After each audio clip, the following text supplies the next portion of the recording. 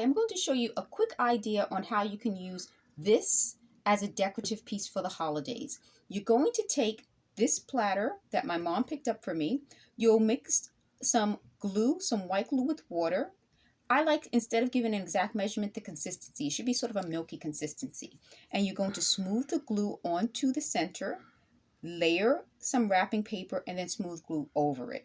If you want, you can always get Mod Podge or something like that in order to make it easy and you don't have to make your own mixture. Then I attached a bow. For the back, I took clothespins, detached them from the metal piece, and just stacked them on top of each other.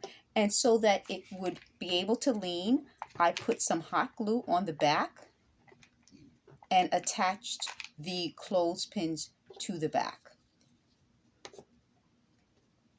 And that enabled it to lean against something without rolling from side to side. So if you can see, it sort of keeps it from leaning, rolling around, so that it could be centered. So you can then take it and lean it against something, and it's centered instead of rolling from side to side. So I hope you guys like that craft. Please don't forget to subscribe for more crafts and give it a thumbs up.